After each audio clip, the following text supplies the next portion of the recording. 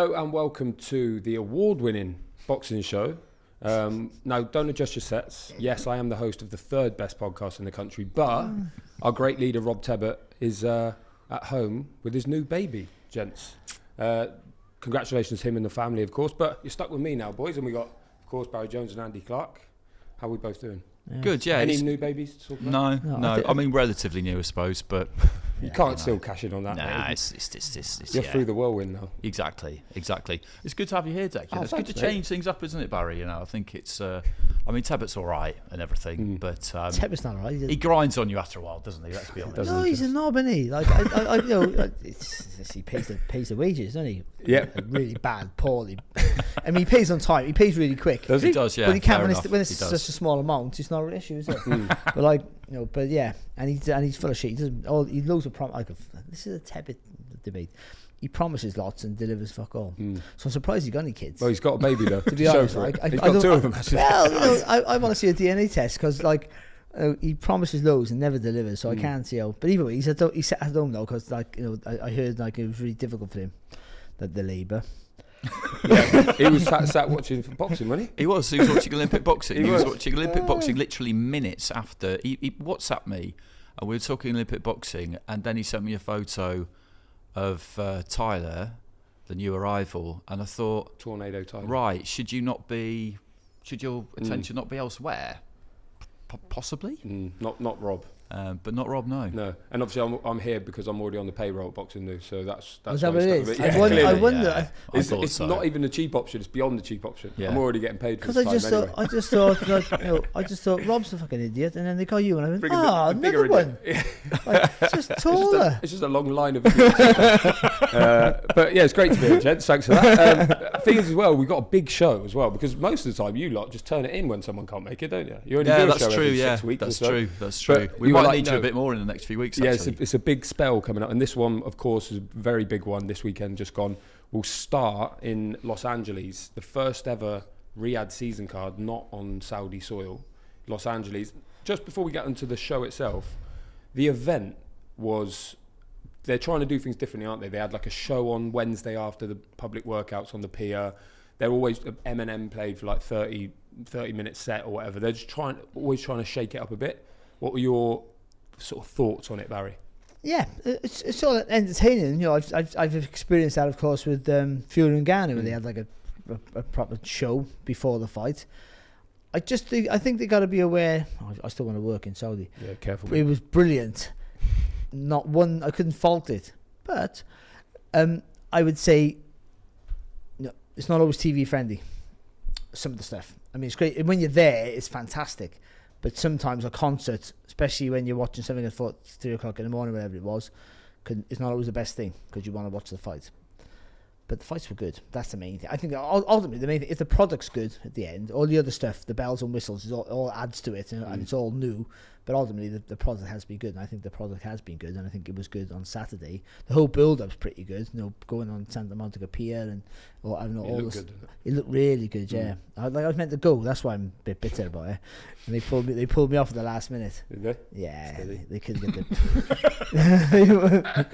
Yeah, unlike Rob Tebbett.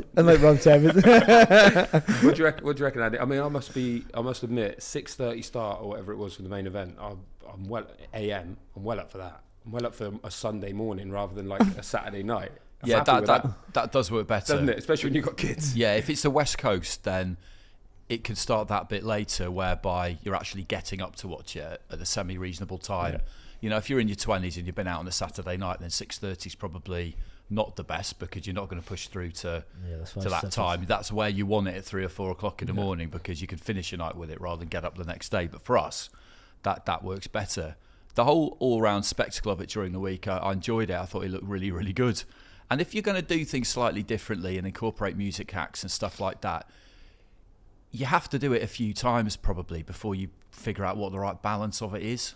And Barry's right. Some things that are great in the arena or great live don't quite work on TV. I thought that watching the Olympic opening ceremony, actually, I thought they had loads of really good ideas. But as a TV spectacle, it just kind of, I don't know, it was sort of just slightly odd in places. So you have to, you fine tune it, don't you? But they're definitely going to keep doing those those sorts of things. And the people that are able to, tempt into action are mega. I mean, it's Liam Gallagher at Wembley. That'll be great. Eminem. The stadium looked really good. It looked pretty full to me from a lot of the angles I saw. Yeah, it looked really Someone good. won a car, didn't they? Did they? Did you see that? Yeah, I think so, yeah. Did you not see that? It wasn't Martin Bakole, was it? No, see, someone in the crowd. What a car. You know, see, I was watching it. They just went the idea, so-and-so, there's a competition, and suddenly they won a brand new car. And they brought them down into the ring. Well, we got the next one of that. The next overseas one is, of course, here, September 21st, big one, Wembley Stadium, Joshua Dubois. We'll talk about that close to the time. Top of the bill, of course, Terence Crawford became a 4-weight world champion, a legitimate 4-weight world champion. Unanimous decision against Israil Madrimov. Benoit Roussel and Steve Weisfeld had it 115-113. Fernando Villarreal had it 116-112. Eddie Hearn says his man Madrimov won. Of course, he would say that. Yeah. But I thought it was pretty fair. What do you reckon, Barry? Yeah, I do. I think that's pretty fair, yeah. 16-12 probably more. More to my liking, that was, yeah. I think it was a good, entertaining fight. And Madrimov was always in it. Made Crawford think. Because Crawford is a thinking fighter, he won't take a risk. Because Madrimov was always trying to... You got two, really, counter punches, two aggressive counter punches, but one was being more aggressive than the other one. So they're just waiting for each other to make a mistake. When you got two clever fighters in the ring, sometimes you get that. I enjoyed that part of it because you could see either one knew they couldn't make the mistake. But ultimately, Crawford just knows how to just do that little bit more every time. I just think he was a little bit sharp, a little bit faster.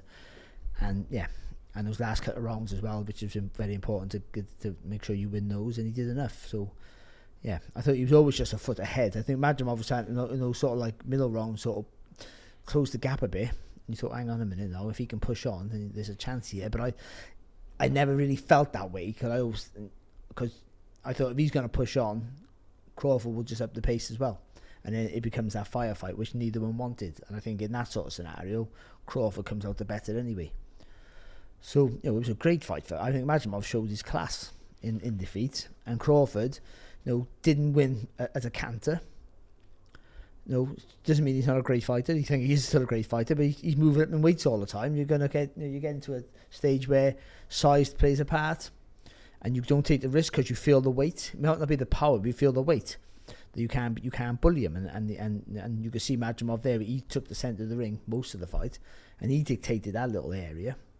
But Crawford's comfortable, because he's sharp. Every time Madrimov threw a shot, he always tried to make sure he countered it every not a clear winner. I thought it was easy to make him a winner, and there was only one winner in a relatively close fight. Andy, the scores were not too much sort of anger with them, but what people have said in the sort of aftermath is that maybe Crawford has found the limit size-wise. There was obviously talk of Canelo. We'll get onto that in a minute, but at 54, do you think that's his kind of growing done? Do you think his ceiling's there, or do you think we can see him at middleweight and beyond? Or do you reckon, based on what we saw against Israil Madrimov, that's probably about as big as he can go? I think he tops out at super welterweight. Yeah. It doesn't mean that we won't see him above that weight, but I think it would be unwise for him to go above that weight because a good fighter will beat him because he's not big enough. And I never really want to see that. I always really respected the fact that Mayweather didn't do that. He was tempted to, probably, and people were wanting him to for a long time, but he just point blank refused to do it. And I always thought that was great, because why should he? Why should he just keep going up in weights until you eventually lose? Whether he'd have been tempted into it now, given the money on offer, who knows? But it's not like he wasn't getting paid fortunes then, so he probably would have resisted it. But I really enjoyed it. I thought it was a really enjoyable fight to watch, and I thought he was a clear winner. But I think the big takeaway for me was exactly that. I got to the end and I thought, if they do make this Canelo fight, and the latest that we hear from Turki Al-Sheikh is that he's not going to now, but if they do, it's not like I wouldn't watch it. Of course I would, but I'd have been really confident that I would know what would happen and why it would happen. And we would have just seen Crawford get beat by Canelo because he just wasn't big enough. Yeah, a few people were starting to say, oh, maybe Crawford would be all right against Canelo. You never know. He's not short, and Canelo's not the biggest and stuff, but that's another stone up. Yeah, he'd still significant. He'd still make it hard for course, Canelo because of how clever he is and how sharp he is. But yeah, I always thought the size was going to be a factor because Canelo is a guy who's 5'8". When he gets in the ring, he's 6'4". He suffocates the ring, doesn't he? He suffocates your space. He just has that great fighters have it, and he can, and he's always on you, even when he just makes you feel pressure all the time, and he hits hard and he hits you anywhere. So, but then Crawford would catch him every time. The slower. Now I think the slower Canelo than he used to be. So Crawford would counter him quite often. But I don't think there'd be enough on the shots to stop Canelo keep walking him down. And then it'd be an entertaining fight, but it'd be one that would be quite convincing Canelo winner. And more so now, I don't think he doesn't have to move up in weight. And you'll chase the money for Crawford, this is. But there's no saying he can move up an X weight, but not right now. There's no. If you're going to stay at super welter, stay here for a while, get comfortable in that weight, and then maybe you move up after 2 or 3 fights. The problem he has is he's not a young man, so the time you need to build to be comfortable at that weight and build for the next weight, he's probably not afforded him anymore because he'll be close to 40 then. So like you start thinking, you got him on your way out. Crawford's got a short window left, I think. 3-4 fights maximum. One that gets the most money out of that. I think so. So so you will take the Canelo fight, won't you? You'll take whatever. But then, no, with the backing now of the Saudi people, there's still bigger fights. There's still big fights out there for him. He can earn more money than he would have earned normally. Who's to say Spence doesn't come back and look phenomenal, and there's a rematch there with a revigorated Spence who's now a super welter because he was struggling to make welterweight, and we can sell that narrative, and he's come back with a good win after the crash and all the rest of it, and he's a better fighter now. And then that's a fight that was super welter, and that's a fight that would sell really well again. Andy, you alluded to Turki Al-Sheikh sort of pulling the plug on that, because he was the one that was really banging the drum for Crawford against Canelo, and he tweeted on Tuesday, so this is news, just wrapped an important message now with my team, planning for upcoming fights that we'll make for 24-25. I decided to disregard the Canelo fight as I don't want it anymore. Instead, I'll be focused for the US market with bigger fights, especially for the legend Crawford. It goes on. Obviously, Canelo on Monday was in New York with Edgar Berlanga for their launch press conference. I don't know if he said something to annoy Turkey, or he, I don't know, sort of talked himself out of it in some way from that event in New York. But that's pretty emphatic from Turkey that he's just not interested in Canelo Crawford anymore. Yeah, and you would imagine that maybe something has happened. There's been some kind of falling out possibly that's caused him to issue that statement, which means you can always row back on it. Yeah. It doesn't mean it's going to be set in stone and stay like that forever. But however he's reached that conclusion, is it a good thing or is it not a good thing? Because it would attract an enormous amount of attention, Canelo Crawford, wouldn't it? We feel like we know what would happen. Yeah. But other people probably wouldn't really care about that. The wider sporting audience, which is the one that everybody's always trying to tap into, they might not be remotely bothered that we feel like it's too much weight for Crawford to go up. Canelo, of course, took care of Jermell Charlo, no problem in their fight. And now Jermell was someone that Crawford had spoken about, and obviously when he beat Spence, he sort of gestured towards Jermell. That was brilliant, that was. Yeah, it was, but the luster from that fight has kind of gone completely, hasn't it? I don't see anyone calling for that anymore. Well, it's because the way Charlo surrendered in that fight. It's horrible to say this because you're not in the ring with Canelo, so you don't know what it feels like, but he looked like a guy who just wanted to go the distance, didn't want to win. I mean, that can't be the truth. Maybe he was in there and he just felt lost, but at that level, for that money, for what the fight means, world title fight alone, let alone it being Canelo, you want to do the best you can do, and he looked like he just wanted to make sure he didn't get knocked out. No shame in is there a shame? There is a shame in that now, isn't there? A little bit. Yeah. So I mean, you don't. That's the fight you don't want to. There's better fights out there. You think no, because you want to see Crawford against someone who's gonna do everything he can, like a Virgil Ortiz. Who boxes on the weekend, and that might be the next fight, because Virgil Ortiz, if he can get the win on Saturday, then he's a guy who will go out there and try and knock you out, regardless, because that's all he can do. I mean, he's not a bad boxer actually, but that's what he gets paid for, and he'll make Crawford fight, or will Crawford just stand him on his head, which you can see all those things happening. So I mean, we can't complain about the Crawford fight not happening with Canelo because there's a super welter and a super middleweight. It's miles off. And only a new super welter as well. And also, the sport doesn't suffer because no one's losing it. No, it's not as if like, he won't fight in, but he's his mandatory challenger. No, the order of the sport is still intact. That's just one of those fantasy, because of the money involved at the minute. Fantasy fights are no longer fantasy fights. They're realistic because people can draw you together by going, I'll just put an extra zero at the end of your pay packet. So we're having a wonderful time in boxing now because we're literally picking fights out of the hat. That'd be an interesting fight. In normal boxing terms, those fights never happen, but no, they're happening. So, we're starting to go, I wonder if Inouye could box Andy Joshua. I'd watch it. So Andy, if the question Joshua wouldn't want that. What's next for Terence Crawford? What you think? Are you with Barry? You think the winner of Ortiz Boachuk is a good fight, or you got like Fundora at 54, people like that, or Jarrell, has he done it welterweight? Like, what do you reckon? Like, it's not. There's no big. No, there isn't. That's the problem. Fight. It's like this is the one we want. A revitalised Spence would be really good, but that'll take a bit of time. Yeah. I personally, Ennis, that's the one I would choose to watch. He's not going to is he? Not probably won't do it though, will he? I think Ennis needs to go up anyway. Ennis is too big for welterweight. that would have to happen, wouldn't it? For it to happen. But that's the spot he's in. Really, there isn't anything that obvious, which is why I've never had any doubt that he would have taken that Canelo fight, Crawford, because it's all sorts of reasons, but you're just not going to turn it down, are you? But one of the reasons would have been a lack of other options to kind of rival it, really. And as Barry said, he's not young anymore. He's always looked after himself really, really well, but he's not going to want to do this forever. And you want to get as much out of the next few as you possibly can. But and he's sort of like 1 a year sort of guy at the moment as well. Yeah, not with the money around now. He's not. but I mean, I know, like Tim Tszyu is the fight I'd want to see. Just before you go on, because that's a great point. In this tweet, Turkey also said, regarding Tim Tszyu, there's something unclear with the communications from his team with our team, so I believe I'll reconsider his situation, which is a bit of a backhand for Tim Tszyu as well. So he was supposed to box on this card, wasn't he, against Ortiz?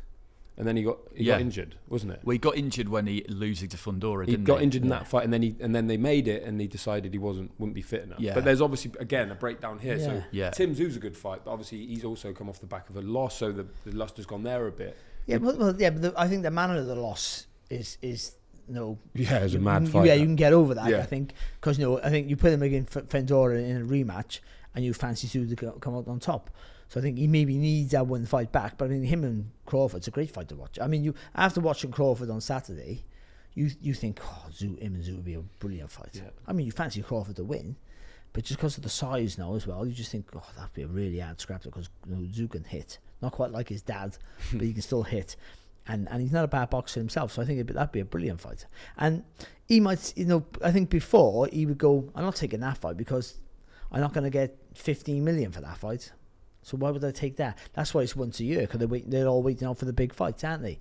That's why I thought Spence and Crawford would never happen, because he got so well paid, overpaid for the Evanesian fight, that once you get paid, once a boxer gets paid a certain amount of money, that becomes his fee in his mind. Yeah. That's my fee. Yeah. Now, any fight going on has to match that. It doesn't always work out that way, but in your mind, that's what you're worth. And obviously, in terms of boxing, that's not always how the market dictates. But now, he would get that much for boxing Tszyu, because you got a guy here who can go in Turkey Al-Sheikh who's a boxing fan, so he's just playing like we would. I want to see the best fight. I want to see this one versus this one, and I'll pay for it. Do you know what I mean? Like we would, if I had billions of pounds in a bank, and so would you, because we're boxing geeks, fans or whatever you want to call us, we would be making matches, and we wouldn't care if we lost money. We just want to see it, and that you would, wouldn't you? And there's a guy here. It looks like has that power. I mean, at some point they want to make it. It must make business sense somewhere along the line. But right now, so like him and Tszyu is a great fight to make. I mean, that's an interesting point though. Like the business side of it, because we all know that they've got potentially unlimited resources, or as much as anybody ever does have.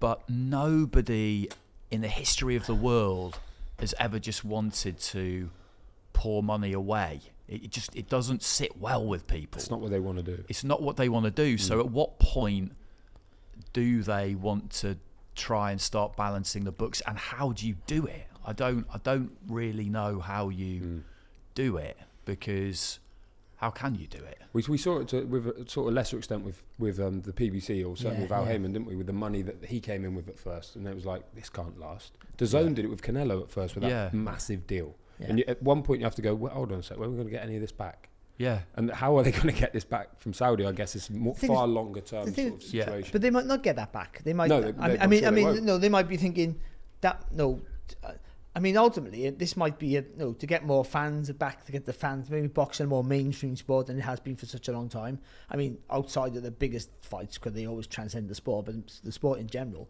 it's become quite a niche sport. That's the truth of it. So then you get all the fans back. Once they all watch, because you're doing all these fantasy fights, which they're seeing at the minute, and then they're seeing the fights they want to see, and then you give structure. Then you start going, listen, this all goes back to normal. Yeah, I just wonder at what point that will happen, because you're right. This initial investment is like it's, I believe in business terms, it's called a loss leader. You spend that money to pull people in, and you write that off. But the idea being that you get to a point where actually you break even. I wouldn't have thought they'd be worried about making money, to be honest. I think that you probably just... It's not monetary return they want necessarily, is it? They want other things. No, but they just want like a good, stable, solid ship. And also... And this is something that comes across quite strongly from them when you kind of hear them speak. Nobody likes to feel like anyone can make a mug out of them or make a fool out of them. Oh, here comes somebody else in boxing with loads of money. Let's all pull their pants down, turn them upside down, shake their pockets out and run away laughing. Because that's what's happened a lot, isn't it? Yeah. They've made it very clear that is not what this is. They're big on respect as well. Yeah, exactly. The difference here, though, where PBC, you had like Keith Thurman was a very good fighter. I'm not digging him out, but he was getting fights. He was getting overpaid, to say argument's sake. For boxing people who were okay. There was no this guy is going, no, I want to see him. I want to see Fury and Usyk. Yeah, or piss off. Or Crawford Madrimov. And so you're going, or Beterbiev versus Bivol. So they're the right fights. He might be overpaying for them, for what they're going to get back in their revenue, but still they're the fights that every boxing fan wants to see. He's playing fantasy matchmaking, isn't he? Making it a reality. So for boxing fans, we're all cynical. Oh, when's this going to end? There's always a bubble's got to burst in everything in life, but who cares? They've already achieved a lot of things that did not seem possible. So when they talk about the next level, about world leagues and getting everything under one roof, you can think of all sorts of reasons why that would be very, very difficult. And you look at boxing history and you feel like that would probably, for anyone ever, maybe be a step too far. But they've already done a lot of things that we never would have thought they'd have been able to do. So you have to just open yourself up to the idea that maybe it can be done. Well, every channel showed every channel that shows boxing, I think, in like say in the US and the UK, showed Usyk versus Fury. It's never happened before. It's mad, isn't it? Like 2 channels in the UK showed it, for God's sake. You know what I mean? Like, it's just like madness, isn't it? And he just that's his. So to be fair to him, he's not just going like they're not having his pants on. He's going, I'll pay for it. I'll put it on. I'll make the fight happen. But all you got to show it. It's not just for you to make loads of money. It's not just for you. We all got to spread. I want it accessible to everyone. Everyone's got to pay for it. But I think everyone gets an opportunity to watch it. Yeah, I think he finds it a bit. The fact that you have to do lots of individual deals with individual broadcasters, I think he looks at that and feels like there's got to be a better way. But I don't think there is, because short of creating your own platform, which would be an enormous amount of work, and then quite a lot of time to get it off the ground and get it into people's living rooms and onto their phones and laptops, I'm not sure there's a way around that. There are some things that probably will prove too difficult, but I think there's probably quite a lot of other things that can be done. Last one on this fight before we have a look at the rest of the card. Israil Madrimov, what's next for him? Obviously, that was only his 12th fight. We all know how good he is. He showed it when he won the title against Kurbanov. All the names you just all of those names. You just mentioned against Crawford. Fight, He could box either one of any one of those as well, I think, and be the favourite. Yeah, he's a good fighter. And he had no fights at all, have he? That was his 12th fight. Yeah, he was 10-0. Just see his movement in front of Crawford. He was always his body was constantly moving, little feints all the time, just never a stationary target. That just unsettle Crawford. Like wouldn't just makes Crawford just wouldn't commit to any punches. He had to react, and so he was really cautious because of that. He's really clever and strong. He's strong, and his engine's really good. And he never panicked. When Crawford hit him with fast combinations, there was no panic in his work. He didn't rush it. I mean, he's a real seasoned guy with no seasoning, really. So I think he's very, very good. He didn't win the fight though. Let's make that clear to everyone. He didn't win the fight. Crawford won it. Fair, whatever people are going to say to change the narrative, but Madrimov showed his class, showed how good he is, because against a lesser opposition there, he would have walked through anybody that night, I think, in that division. Okay, this big upset on the card, well, actually it was a couple, but Jose Valenzuela beating Cruz for the WBA super light or light welter in old money, won a split decision.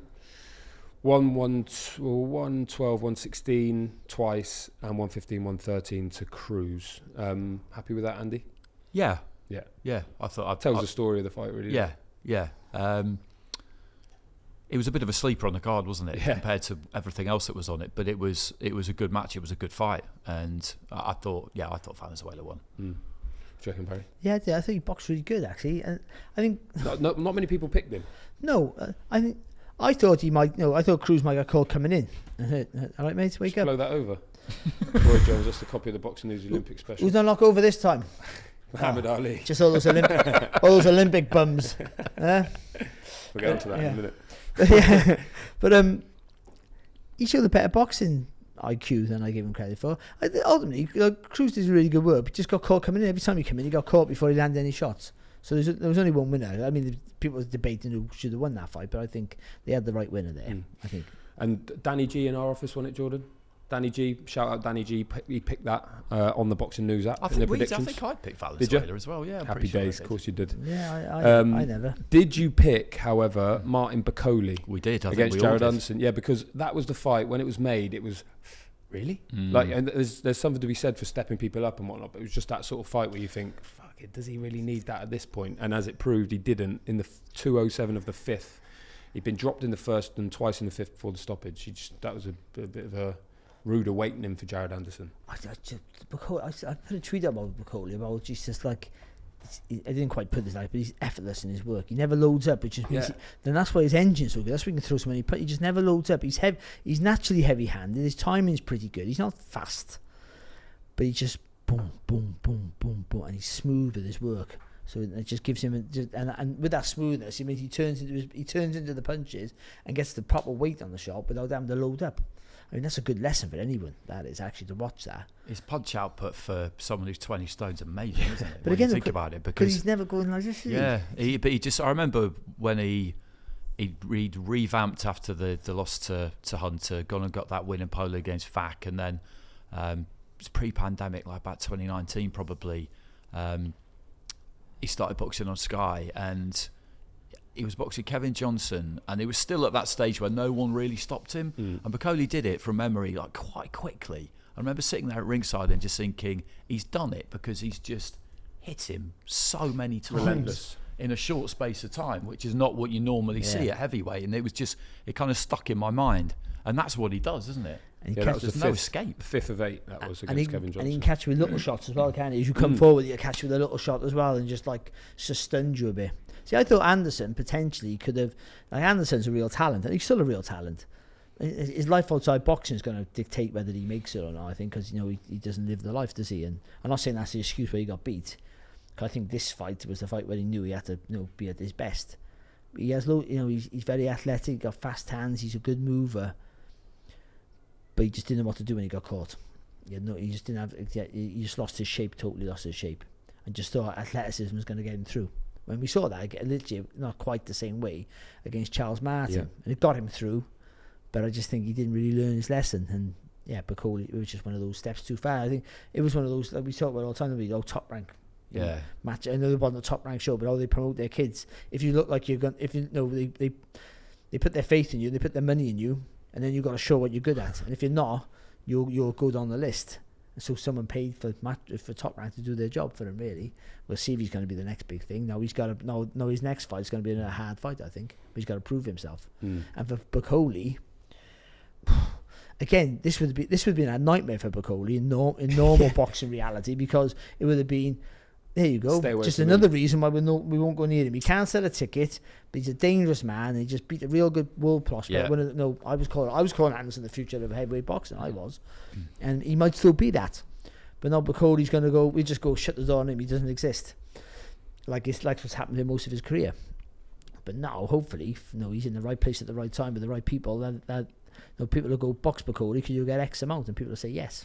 Caballero. I was thinking that on the walk. Yeah. That's the fight. That is the fight against anybody. Yeah, they've both done really, really well. They're the two Saudi good guys. To watch.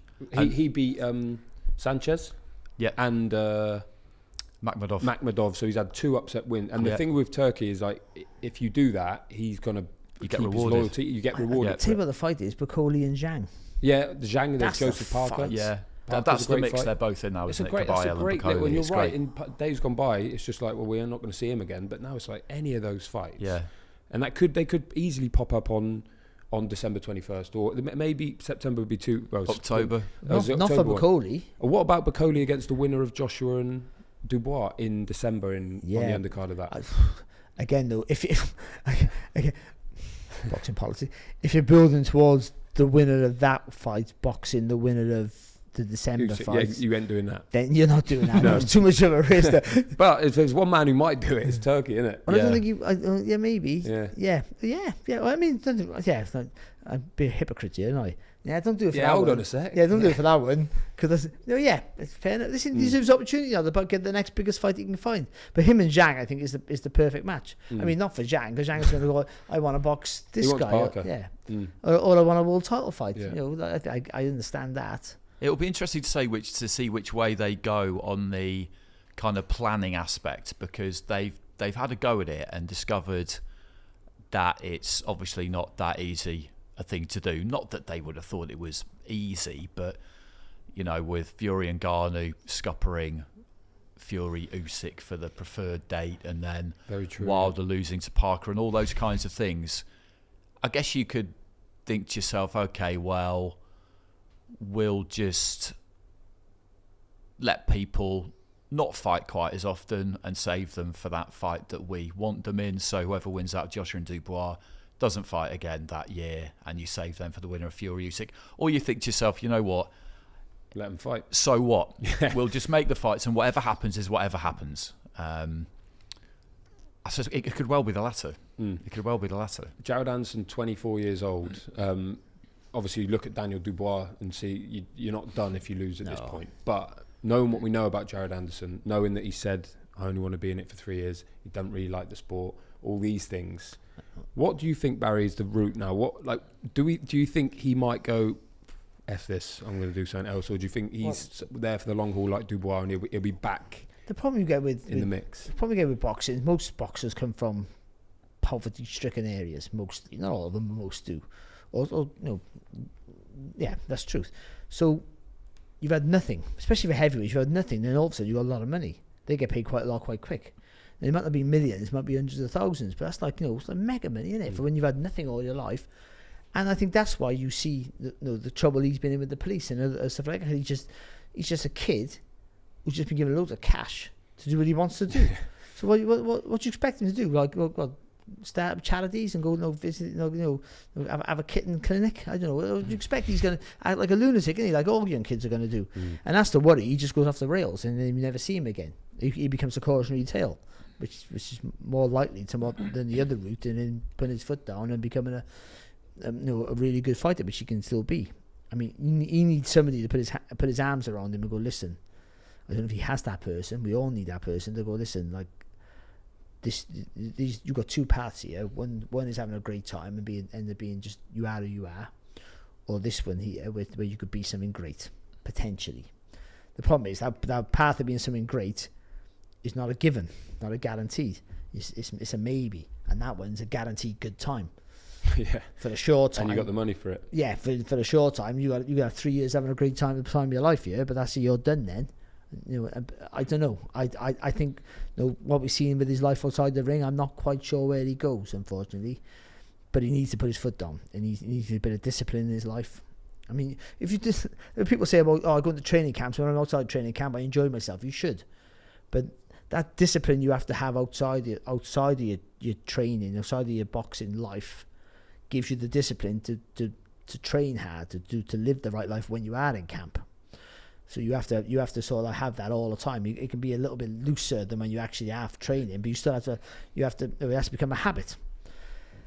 So he needs someone to help him out. Someone needs to kick him the backside or you know, tell him straight. And everything he said himself, even when he's he doesn't really love the sport like he should, and that's the worry.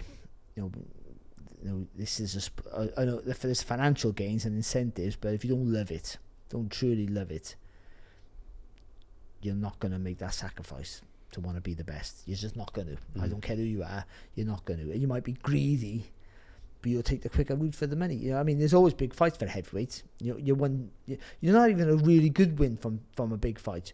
You're a mediocre win from a big fight because of that division, because of who they are. Now, if he boxes someone now who's past the sell-by date and blasts them out in 2 rounds, which he could, the way he could do it, then you put him back in with someone else, wouldn't you, straight away, because he'd look good. That division is that they're afforded that luxury. It's also a curse because you're in against monsters. Big boys, yeah. Yeah, but I don't know where. So I'm not quite. I'm not quite sure where he goes. I'm tempted to say that it's not going to end well. Unfortunately, he would never have had a shellacking like that in his life, up and down like that, and been hit like that ever in his life at any point, and that can change someone. No, it can, and I think it'll either be the making or the breaking of him. This, and I think it's kind of 50-50 as to which way it'll go, because I've been watching what's been going on with him quite closely, because I do find it kind of fascinating when someone hits that kind of peak where they're the next big thing. They haven't proven it yet, but they're the next big thing, because it's a lot of pressure, and it seems like a brilliant position to be in, and in many ways it is. When you've got Top Rank really high on you, then people will really listen to that, because they're so experienced, and you're boxing on ESPN and all of that. But then we know that things have been going slightly wrong outside of the ring, and we know that maybe cracks have been papered over and he slightly got away with it up until this point. It might sound like an odd thing to say, but this might actually come as a bit of a relief to him, because he will have known that he was going down the wrong road and that he was going to crash. And it's probably better to crash than just keep driving on in a car that's knackered. Because now he can kind of reset. If he wants to, he can reset. And it could well be that if somebody can just say to him, listen, this was coming, wasn't it? And you knew it.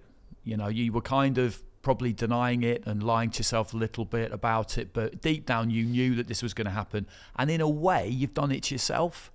Maybe you got a bit scared of the pressure. Maybe all of a sudden got a bit scared of what has to come with success, like Barry's saying, like that, the ultimate sacrifices you have to make. And you've kind of self-destructed. But you've done it now. What do you want to do? So it could work.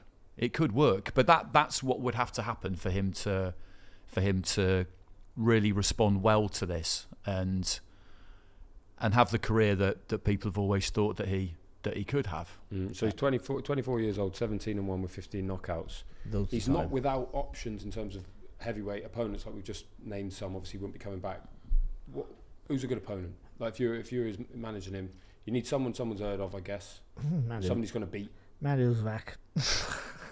Yeah, bit of Vac. I mean, 2 weeks ago that would have been a decent shout, but probably not anymore. Because he is so young. The problem is because like people like myself and others would saying how good the kid is, because he has world class talent, and he clearly has world class talent. But he needs to take a step back and not rebuild, because he got loads of time in his hand. That's the luxury he has, loads of time. So he doesn't need to take some massive fights, but because he's been on the bigger stage now, and he's been close to, we've been talking about maybe challenging soon to get to that level. He won't want to go back the steps that I think he should. I'd be tempted by Jarrell Miller, you know. Ooh. Just because he's kind of that guy He's who, the other big baby. Yeah, he's kind of that. Derby. I just feel like he's that guy, Miller, where you know what he is, and he is limited. But if you don't really want it, he will probably beat take you out, yeah. And if Anderson can't beat him, then it's because he just doesn't really want it. If he does, then he'll win. But it will be. Or Andy Ruiz. No, yeah, one of those two. We'll get on to them next. Yeah. But I thought Jarrell Miller's a good fight for Chisora in Manchester in December for his last one in the UK is number 49. For those reasons. And much as well, can you imagine the Jarrell Miller and Jarod Anderson build-up would also make a lot of noise. So Anderson would be back in a meaningful fight. He wouldn't just come back. It has to be a meaningful fight. Because often if you come back in one that can't be arsed with, because if they're going to sit down and have the conversation that we were just talking about, and he says, no, I do want this. Okay, great. Well, you're going to need to prove it then. Here's this guy. You are much better than him. The only way he can beat you is if you don't really want it, right? So that's the test. Now get in the gym. Do what you need to do, and on the night it will show, you know, the four corners of truth and all of that. On the night it will show because you are much better than him. But if you cut corners in the gym and you turn up thinking you might get away with it, he will probably run you over. And two, they've got a bit of history as well, basically because they're both called Big Baby. So that'd be fun. Speaking of that, the older Big Baby, in fact, two of sort of yesterday's men at heavyweight, Andy Ruiz and Jarrod Miller, 580 pounds of them clashed. Ended in a majority draw after 12. It's sort of that one where you think, it makes a lot of sense actually that those two would draw. What did you think? Barry, happy with it? I thought Miller won the fight. Yeah, and finished strong, didn't he? Yeah. I thought I fancied Andy Ruiz to win the fight, but I thought if he comes in any sort of shape, I think his hand speed, his foot speed be too much. But he never come in any shape. But he come in a shape, but not the shape we want to. We just keep seeing like pictures taken from angles of like, I'm going to be in the best shape I've ever been and all the rest of it, and then on the night he's the same as he's always been. He's never been. To be fair, he was 305.5, so he was 28 pound, like 2 stone lighter than he was against Dubois. I think I'm right in saying Jarrell Miller. So he did get. What was Ruiz? Ruiz was 274.5, which is. I mean, that's kind of... he was massive against Joshua. I mean, he was heavier than Ortiz. He was 19-3 against Joshua the first time and 20 to stone 3 the second time. So he was about £9 down from the Joshua fight. Or, from the rematch when he was really big. Not in supreme shape. But Miller, fair enough, he's nearly £30 down from the Dubois fight. Yeah. And he did look better, and it certainly helped him on the night. He looked much better, and I thought there was a good start from Ruiz. But obviously when you're carrying that much weight on your back and everything else, you can't maintain it. You couldn't maintain it. He couldn't maintain it. He's got the hand speed and the combination punch, and it doesn't help, does it? But to get that hand speed, you generate it from your feet because you get that rhythm of your feet, and you dart in and go bump, and then you bounce back out. So that he needs that. But carrying that weight, it's just not going to be able to do it. Especially when you've got a big guy who's going to be able to lean you, push against you, and absorb the shots. So, I always thought he could outpoint Miller, but he never. And then Miller was the busier fighter in the end, that's the weirdest thing to say in a little ring. I thought he was hard done by. Do you think the same? Miller did enough. Yeah, I did.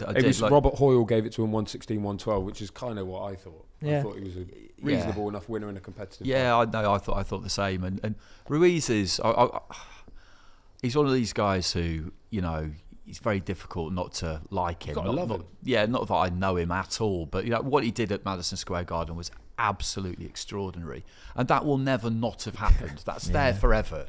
He did that. But I just remember seeing him quite a lot during the week in the rematch, and when he came up the hill and that little verge to go to the weigh-in, I just happened to be standing behind the barricade exactly where he stopped, where they held him for a few minutes, and I was looking at him and I was thinking, oh, Andy, it's just like, mate. It's just a moment. And we all wanted Joshua to win that fight. That was very important for British boxing, basically, that Joshua won that fight, and I wouldn't make any I wouldn't pretend otherwise, but I looked at Ruiz and just thought, you're not really giving yourself the best possible chance here, are you? Because this is definitely, a lot of people fancied him to win the rematch. He would have had a better chance of winning it if he hadn't come in a stone heavier than he did the first time. And I think he'll always regret that, but he's spoken often about how it's Andy Ruiz 2.0, and I don't. There's never going to be a 2.0, is there? He is what he is, and he scaled the mountain, and he'll always be enormously proud of that. I hope he's kept plenty of the money. He would have got well paid for Saturday, but I think the reality is that Miller's a kind of world level gatekeeper, really. I would say these days probably. Dubois managed to beat him, and he's now doing what he's doing. And I think I said last week that Ruiz would kind of, I thought he would win on points, but it might be a struggle, and that would tell us that he's not really a contender anymore. And I think that is what it told us, isn't it? Yeah. What we're thinking next, we sort of said Miller might be an option for Jarod Anderson. What do we think about Andy Ruiz? Because I think you're right in that was his Everest, wasn't it? And everyone knew it on the night. And I remember there was that lovely clip of him saying, like, in the press of Mum, we're not going to struggle anymore. You can say, right, that's my Everest. Sweet, I've peaked. Or you can be someone like Chris Billam-Smith. The Everest was Bournemouth, and you go, that will never be beaten, but I can still go and do this. What do we think of Ruiz now? I think he's 34 years old. He just chased the money now, won't he? Yeah, I can't he's still a name, and he hasn't been beaten in this fight. No, and everything. I think even those guys, he'll be that the same as Miller, the same sort of thing. They'll be the gatekeeper to get in towards, not quite the world title opportunities, but to that showing you're on your way towards that. That would have been Jarod Anderson's next fight, for instance. Yeah. But I just think, it wouldn't have been. He would have surpassed that, of course. What am I on about? But maybe his next fight, no. But I mean, you just every now and again he'll pick up a win. I think he'll do that because of his skill set, Ruiz, and he is a skillful fighter. Every now and again he'll surprise us with a good performance, but there'll be no consistency in his work. So I think that's his career until he decides to call it a day now, unfortunately. I don't think he ever gets near a world title again. And if he does, it's undeserving. Be one of those he's been given a world title shot, or he plays the alphabet soup, and wins one of those intercontinental titles and gets one of those, like I did. Like we all did. But I mean, so I don't see how he ever gets to the top anymore, but no, unless the top's crap, which can be. I guess it kind of depends as well, on his financial situation and how much he wants to keep going, because there will always be, or there could be before too long, some big fights out there for him where the script is that he's a name that somebody wants to get on their record. I mean, how much longer do you think it would be before the Warrens would feel like Andy Ruiz would be a good fight for Italma, for example? You fancy Italma, or if Jalolov starts to take his pro career more seriously, if he wins another Olympic gold medal, which we expect he will, then at that point, hopefully, he will start to focus more on that, and then he'd need to move quick. And there's people like that, aren't there, basically, who you're scouting around and just thinking, who's a good fight for my guy? Yes, it's going to be expensive, but that's just where we are. There's no point avoiding that. What would get people going? And because Ruiz, he's a former unified heavyweight champion of the world, isn't he? It's just whether his kind of pride will allow him to take those fights. And they're not fights that he couldn't win. It's not like you're saying, well, you're definitely going to lose. But some people just can't really do it, can they? He's had a good career, haven't he, really? I remember based on he came from nowhere for the Joshua fight. He'd been in the wilderness and obviously lost to Parker. But that was a close. I mean, doing that was a really close fight. I thought Parker nicked it actually, but it still was, which he did get it. But I mean, that could have easily gone the other way, and maybe in another part of the world that would have gone another way. So yeah, so he's shown he has class and he has a really good skill set, as I said. But I just that overeating is an issue. But listen, he's earned the money. I think he's earned enough money, and I don't think he would have. I think he spent the first Joshua money, I think, quite quickly, and that was evident in Saudi. I got told he put on more weight when he got to Saudi than he did before he went to Saudi. Really? I think was Michael Hunter in his camp. Yeah, I think Michael Hunter told me. I think he put on loads of weight. I think it wasn't just like just sat there eating. I just think the time difference and from especially America and Saudi is massive. It's a long trip. The time difference and the food was not the same food that we used to. So we getting like crap food in and stuff like that. And he just got it all wrong. So he was just putting on more weight over there when he should have been toning up and stuff. Yeah. Speaking of putting on more weight, we'll touch on this one briefly. David Morrell up at light heavy for the first time. Won pretty clear against Radivo Kaladzic. What do we reckon about him as a light heavyweight? Is he a problem for those two leading lights at some point. Not right, yeah, some point. Yeah, 26 years old southpaw. Yeah, I love David Morrell. He's really good. 11-0 now. 9. I thought he was good as well. Yeah. But he didn't have the same effect. But he's up against a really good campaigner, I thought, and I thought he controlled it really well. Just I think you expect a bit more from him. You expect him to be some sort of beast now, don't you? Just beat everyone up. But when you move up in weight, people are gonna be able to absorb the shots better. He's still clever. He still boxes really well, and I thought it was a good performance from him. But again, I don't know.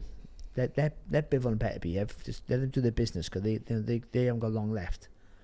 And then there's a load of other light heavyweights there which you can be competitive against. So if you can just wait your turn a little bit, and that might only be until the end of October. Yeah, there's a logjam in both divisions, isn't there? Because of Canelo and then because of those two. And what I'm curious about with the move is whether he's made it now because he just can't do super middleweight anymore, or he's made it now because they feel like it's coming. Let's just do it now, because maybe that light heavy situation will resolve itself a bit quicker than the Canelo one, and we're going to be a light heavyweight in, say, a year. Benavidez did the same, didn't he? Yeah, made that same sort of decision. Yeah, it's tricky, isn't it? Well, they can't make the weight then. They're too big, and they're massive, both massive. They are massive. Yeah. So they made the right choice. Big boys. Him and Benavidez is a great fight, isn't it? Actually, isn't it just? But that's what I mean. So outside of those two, like you say, let them do their thing. Get below it. It's a really and he's a problem for anyone, because he got power, strength, a good work rate. He's technically very good. He's a good man to beat. Again, with only like Madrimov, with a handful of fights. There was a few other fights on there, including Andy Ruiz got a win in a 10-rounder. Stephen Nelson did 2. There was another draw, Ziad Al-Mayouth against Michael Bullock over 6. But otherwise, that was LA done and dusted. Happy days. It was good card, wasn't it? Yeah, I mean, people say this is the greatest ever. I'm not sure about that. But no, I don't think. When you look at that, that's a long list of good fights. It is, it is. And people just need to relax with the card. Like, this is the best card the world's ever seen. Every time. It's just a really good card. And you don't necessarily have to compare the individual merits. If it's a good card, it's a good card. And you don't have to hyperbolize it, and it just speaks for itself. And I thought the stadium looked fantastic. The kind of stars were out, and it's the first one outside of Saudi Arabia, and I think they'll have been very pleased with the way it went. Well, from one sun-kissed stadium to another, from LA to the sunny climes of Barnsley. Andy, you were there, of course, working. At Oakwell, I've been before for Swindon 0 against Barnsley 0, but this was far more entertaining night. So firstly, let's talk about the setup. That was the main stand was open, and it sold out, and there was therefore nobody in the other 3 stands or on the pitch. So what was the crack there? Yeah, so basically the local authorities, the council, I'm assuming, they gave the license for that main stand, and they wouldn't extend it. It's the first time they've had boxing there. People are always a bit nervous about having boxing anywhere. And from what I'm told, Simpson could have sold a lot more tickets than the 7,000 or 7,500. And I can believe that, because when you went to the fight week events, they put them in the middle of town in the square, school holidays, beautiful weather. So that's always going to max things out. I understand that. But he really is the man. He's a real character, though. He's a nice guy. People he is, and he handles it. He handles it very, very well. So I can well believe that he could have maybe done double that. In which case, I guess you put him in the corner, like they did with Bellew Makabu, that kind of setup. But I can understand how it probably did look a bit odd. Yeah. But the atmosphere was unbelievable. They're so loud. And most people got there pretty early. And Simpson came out during one of the fights we were streaming earlier in the night to have a look around, and there was already quite a lot of people in there, so we got a big ovation walking to the ring, that kind of like stirring, and you're wondering what's going on. And I thoroughly enjoyed it. I really enjoyed it. I'd imagine they can't get back there with him for another year, ish, because weather and all that kind of stuff, and he's got to keep winning in the meantime.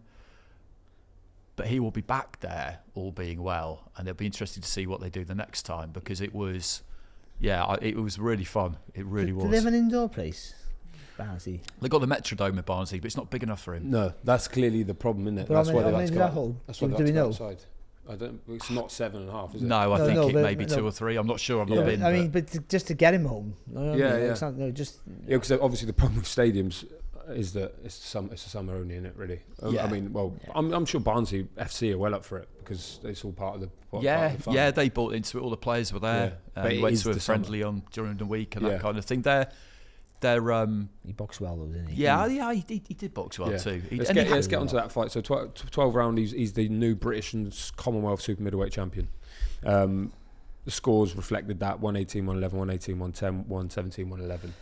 Again, another competitive fight, but he's never in any danger. Yeah. He was just a step ahead the whole time. And Zach Jelly, we've seen him before. He's not an easy out ever. No, he's not an easy out. But what you'll do, Jeff has sort of showed the blueprint, but he didn't box the same way. If you can maintain your discipline over the distance, which is very difficult to do because Chelly's going to keep coming at you all the time and coming at you in erratic ways as well. But if you can keep your discipline, keep your shape, then you can do a job. And I think the composure that he showed, for me, Simpson was really impressive. I thought, he just kept his shape all the time. Composure was really good, and that's all you need to do. Just do the basics really well. Don't get too carried away with it. He carries power. We know that. But Chelly takes a good shot, and he's strong and he's tough. But yeah, I thought he boxed really well. I think Simpson he just controlled it for me. From ringside, Andy, what was the? Yeah, how did it look? Yeah, it was pretty exactly that. Really, it on the pod last week we spent I definitely did quite a lot of time talking about Chelly and what Chelly does and how it's difficult to cope with him and him springing in from the outside and that kind of burst of machine gun fire. And then he's on your shoulder, then the referee separates you, and then the same thing happens again and again and again. And how do you handle that? Simpson wasn't really that worried about that. He was just concentrating on what he was going to do. And he took the centre of the ring from the beginning and pushed him back right from the start. And he never really stopped doing that. So that's how you handle somebody else's awkward style, by just saying, never mind him, this is what I'm going to do, and impose himself on the fight. And I think he did feel the power early. Yeah, was it right hand or he got wobbled. He sort of went back to the ropes. That was quite early on. Yeah, quite early on, and you could see on his face, that he wasn't shocked exactly, but he was thinking, okay, don't need many more of them. And Simpson just he took the centre, and he's actually got quite a tricky, twitchy, jerky style himself. Yeah. So I think he's probably he's awkward, and he doesn't seem all that set when he punches a lot of the time. And he's really, really big. Yeah. And it wasn't pretty or clean always, but he dominated the fight. And I thought, given the kind of pressure he was under and the tension and all the rest of it, he absolutely delivered. Because Chelly's a good, strong British champion. And Jeffers was down there at ringside, and Simpson immediately said, "Let's do that." Yeah, and I'm all over that. Yeah. That's a great fight, and I just love the fact that he's done that, because Jeffers deserves a shot because he beat Chelly. Although I didn't have any problem with Chelly then still getting the opportunity because of what happened with him and Heffron and the injury. Yeah. But Jeffers absolutely deserves his opportunity, and it's just good that Simpson's seemingly immediately happy to give it to him. It's a hard first defence there as well. It just really is. I like Jeffers, really good. I thought he was really good. Yeah, he's from that. That's as well. Yeah, that's a good division, because traditionally super middleweight hasn't been a great division for UK, really. Can't think of any decent. There's one guy who fucking really good. Yeah, Ed Robinson. Ed Robinson furnished us with a mega stat on Saturday, which I didn't have time. I didn't have time to crowbar it in, but Joe Calzaghe. Do it down the lens. Which one is it? This one. Yes. Courtesy of Ed Robinson. This one. Make up your mind. Yeah. Courtesy of Ed Robinson, Joe Calzaghe, George Groves, James DeGale and Zach Chelly, all born in the same West London hospital. That is fucking mega. Yeah. The same hospital. Yeah. That is a banger. And you didn't get it in the broadcast. I didn't. Save the nuggets for here. I did. That's why we win the awards. We were I was talking to Anna Woolhouse about it beforehand, and I did say to her, do you kind of want that one or shall I? And she said, well, whichever one of us kind of gets to it first. And in the end, neither one of us did it, because it just didn't really quite sit. I didn't quite have room for it. Have you ever seen that programme on Amazon called Boys? The Boys? That's the superhero one. Yeah, but they're injecting them all as kids. That's what it turned out. Yeah, maybe it was in there. That's what they and then just ended up being really good sort of counter counter-punchers. It's like they were hoping one of them would they inject him with this stuff. I don't know, compound V. Compound V, yeah, that's it. But they all got different abilities. Yeah. So they all come in there. They will end up down Dale Youth. Cheat. I mean, that's quite a mad one. And of course, Callum Simpson won those 2 belts that were on the line that night when James Ago and George Groves boxed, the British and Born in Commonwealth. Cardiff Hospital, Callum Simpson. I'm making this up. But Callum Simpson, 15-0 with 10 inside the distance, 27 years old.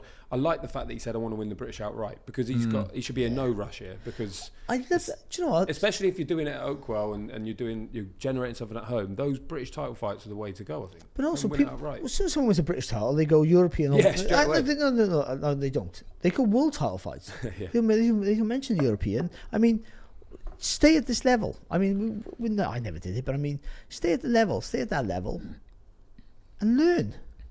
Yeah. I mean, the risk is you stay at the level and learn, you get beat. I mean, that's the worry. You don't. But I mean, you stay at the level and you learn, and then you move up to that level. There's no just because you've won even if you won 2 fights at British level, you can move up. But it doesn't have to be an automatic move up. Why can't you just dominate at that stage? Because you might find out actually this is my level. So let's just stay here. Something like Reece Bellotti, for example. He didn't know he was going to get over the line, but he wins a British title. He should have no aspiration. He should have no real desire to want to go beyond that. I mean, you take a European title fight tomorrow if you can get it. If it just cropped up. I'm here now. I know what it's like. This level's tough, and I'm here now. It's a great achievement to be a British champion. That's to get to that level. To win a British title. How many boxers at your time or the time before you to get there? The chances you do get there is so. The odds are so against you to get there. Then people always talk about, well, if you're not a world champion, it's shit. It's ridiculous. It's madness, isn't it? Callum Simpson has got aspirations beyond the British title. Oh, so he should. No, you should. Yeah. And if you look at that division, if he wins defends it 3 times, wins it outright, by that point, Canelo Alvarez, of course, is the undisputed champion at super middle. Like, what is he going to be doing? You never know. That is a division that will be in flux in the next couple of years, massively. And there'll be opportunities. Crawford, can he? With Jeffers, for example, like we look at them and we feel like they're 2 really good fighters who are going to get better and better. They fight and they have a really, really good fight, and it's close or it's a draw or whatever, and they end up doing it again. Like, what other fights would be out there for those 2 that will bring them both on more than that? Exactly. Even if you win one, lose one, you lose your oath. So what? It's just not, And I think that is how he thinks about things, Simpson, because he said previously as well. He said, "Look, I'll fight Ben Whittaker fine. Like, I reckon I could beat him." And it's the weight above, but there's all sorts of. If you're open to any option, then they're out there for you. And I know that Jeffers has been chasing Kevin Saggio around the sofa for a fight for the last 6 months because they knew the British was kind of blocked off for them. It looked like it would happen before Christmas. They said yes to it. He in the end said no and took another fight which wasn't a European title defence. And I think they've just kind of run out of patience with it because it doesn't really seem like it's going to happen. But with the EBU, you never know, do you? No. Things just can happen in the blink of an eye from nowhere. I think Saggio's in the top 10 maybe with all the sanctioning bodies as well. Yeah, so why would you fight Jeffers? If you're him, it's kind of like... But what I mean is if Jeffers was to beat him, these guys, Jeffers, Simpson, they're not far off. I think Simpson's knocking on the door. I think Jeffers would beat him. Yeah. So then you've got to think in a couple of years, that's where they'll be. Whoever comes out on top of those 2 and goes on from that, they will be there. Because but I mean, whether they're good enough or ready enough to box for world level titles is irrelevant. No, even then it's irrelevant. Yeah, it's true. The rankings and the way things work, they'll be up there in the box, which is put yourself close without being number 1 where you have to take the opportunity. I mean, it's all about winnable titles, great, or box for world titles, fantastic. We all want to do that, and if you go for your career, you'd rather lose a world title fight than never box for one, obviously. But I mean, get there, be ready for when you get the opportunity. How many fighters have you seen win a world title or get a world title opportunity, be nowhere near good enough, and be battered, not even lose close, to be absolutely just blown away, and you're just like, and you feel embarrassed, because you've just been blown out in 30 seconds because you weren't ready for that. But the organisations, the way the rankings work, you get there before you're good enough. So learn on your way up. No, with good domestic fights where you get paid decent money, and if you're selling the stadiums or small stadium, little arenas, which obviously I think you can build up a fan base there, and then you become a marketable draw. And then when you do get a world title shot, you get it at home in a packed out stadium with everything in your favour. It gives you every chance you can have to win a world title. You don't have to do what George Groves did and go on the road. You know what I mean? He boxes Purdue Jack. It's not in Vegas. If that's in Stamford Bridge, he's a Chelsea fan, isn't he? I think. So he claims. So he claims. He's been there twice. No, he walked past once and then he went in once by mistake. He used the toilets. But what I mean is, then all of a sudden, he probably gets the win.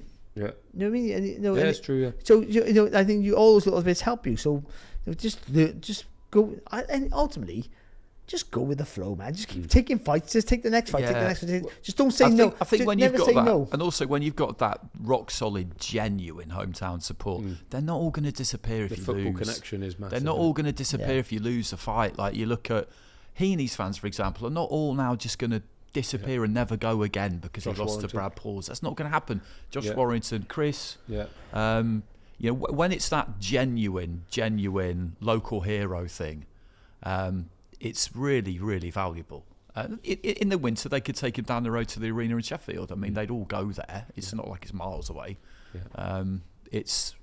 When you find someone like that, it's exciting. It is exciting. It was great. It was great on Saturday. I mean, the atmosphere was tremendous. And I did think to myself, wow, like, could I picture him back here with the whole place open and full? And you think to yourself, I mean, that's still a big jump because I'd imagine you can get 20,000 in there probably, plus the pitch. But yeah, probably. I think he probably could do it. They snowball with that football connection. Look at Josh Warrington. Like, he had barely with every win, everyone's like, oh, what were you doing? What were you at Oakwell for? What was going on there? And it just grows and grows. And then you get a name that might spark it. Like he had Selby, didn't he? Josh Warrington's big one there, and then Frampton. As soon as you get someone else, another dance partner, it could happen. Yeah, it's only going that way. The only problem about that show Saturday, they were all the commentator. No, they were just all the fights. I turned the volume down.